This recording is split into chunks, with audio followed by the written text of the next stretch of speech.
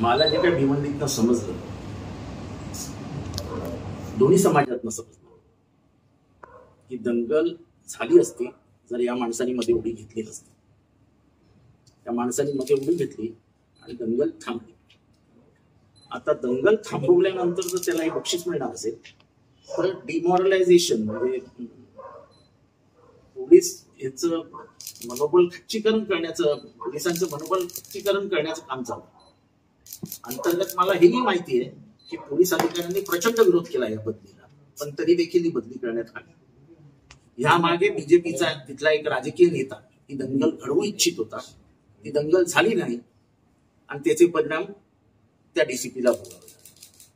म्हणजे याचा अर्थ स्पष्ट आहे की या सरकारला काहीही करून दंगल पेटवायचे आणि पोलिसांना पुढे हत्यार म्हणून पाठवायचं. मी पोलिसांनाच विनंती करेन की तुम्ही हत्यार बनवू नका, यांना दंगल घडवायची आणि निवडणूक जिंकण्याचा यत्किंचितही त्यांचा आता आधार राहिलेला नाही. त्यांना माहिती आहे प्रत्येक सर्वे त्यांच्या विरोधात जातो आणि असं जर करतील तर अजून सर्वे विरोधात जातील. कारण का हिंदू हा कधीच आक्रमक, हिंसा आवडणारा हा कधीच नव्हता. त्याच्यामुळे शांततेने तिथे जीवन चालू आहे. एकदा दंगल झाली 84 साली, त्याचे परिणाम आजपर्यंत तिथे भोगतायत लोक. दंगलीमध्ये जी भिंत उभी राहते ती पाडायला नंतर 20-20, 25-25 वर्ष लागतात. समाजामध्ये जो विद्वेष प्रसरतो, समाजापासून जो आपलेपणा गायब होतो, तो येतच नाही परत. त्यामुळे दुर्दैवी आहे की पोलीस खात्याला तुम्ही बळी करता, त्या डीसीपीला बळी केला आणि तोही 24 तासात. काही इन्क्वायरी केली असती, काही दाखवलं असतं, बदलीचं काही कारण दिलं असतं. तुम्ही बदली का केली? दंगल झाली नाही म्हणून. आश्चर्य.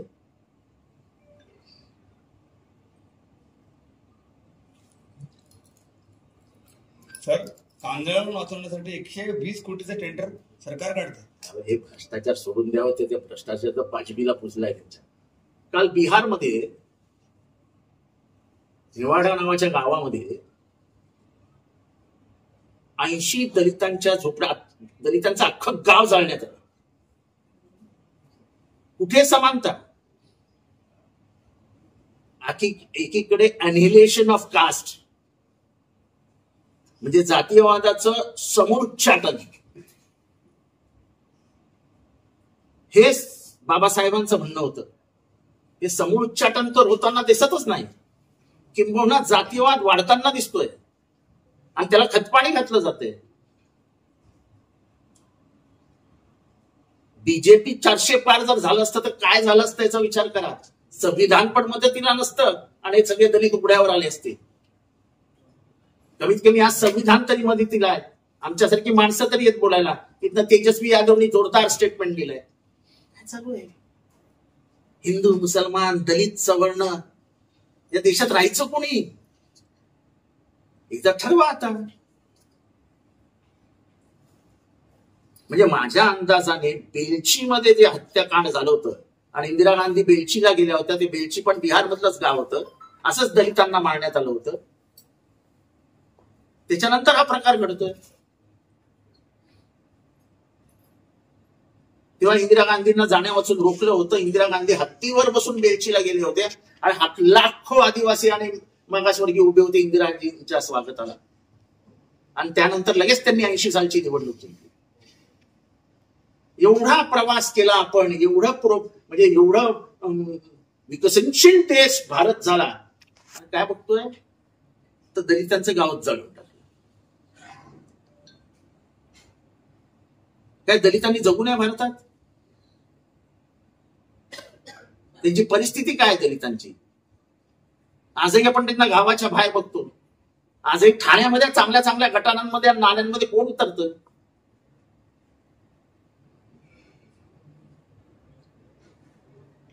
म्हणजे ज्यांचं जीवन उद्ध्वस्त आहे त्यांना जगूही देत नाही तुम्ही.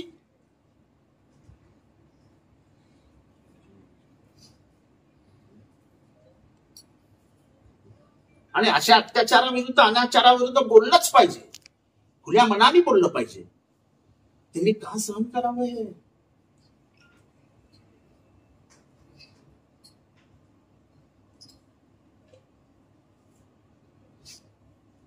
खर तर इंडिया अलायन्सच्या सगळ्या नेत्यांनी निवडाचा दौरा केला पाहिजे आणि त्यांना सांगितलं पाहिजे हम तुम्हारे साथ है, हम तुम्हारे साथ है. त्यांना आज आधाराची गरज आहे, त्यांना आज ताकदीची गरज आहे. आणि पूर्ण भारतातला दलित आज घाबरलेला आहे, पूर्ण भारतातला. बिहारमध्ये जंगलराज सुरू आहे आणि आत्ता मी सांगतो की नितीश कुमारांनी राजीनामा द्यायला हवा. त्यांना कुठलाही नैतिक अधिकार नाहीये की त्यांनी बिहारमध्ये सरकार चालवावं. ते स्वतः एक मागासवर्गीय आहेत, ओबीसी आहेत. ओबीसीवर अत्याचार होतोय, बीसीवर अत्याचार होतो, एसटी वर अत्याचार होतो, पिछड़ा अति पिछड़ावर अन्याय के ऊपर अन्याय हो रहा है और आप शांत बैठे हो.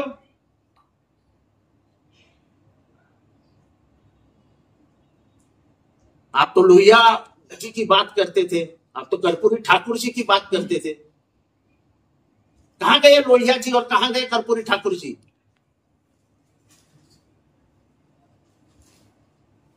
उससे तो लालू प्रसाद जी अच्छे. जब दंगे होते थे, कोई किसी को छेड़खानी करता था, खुद घुस जाते थे. समाज को लेके साथ में लेके शासन चलाना चाहिए. शासन अगर खुले आंख से देखेगी कि 80 गांव वाले जलाए जा रहे हैं, उनके घर जलाए जा रहे हैं, फायरिंग हो रही है, दबंगियों की इतनी ताकत के वो जाके वहां फायरिंग करते हैं. ये देश क्या बन रहा है? ये देश के पिछड़े और अति पिछड़ों ने क्या सोचना चाहिए? ये देश हमारा है कि नहीं है? एक बार बोल दो हमको.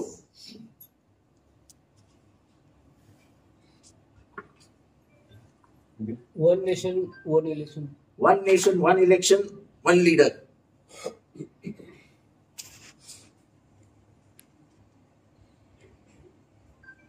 सरळ सरळ लोकशाहीची हत्या होईल.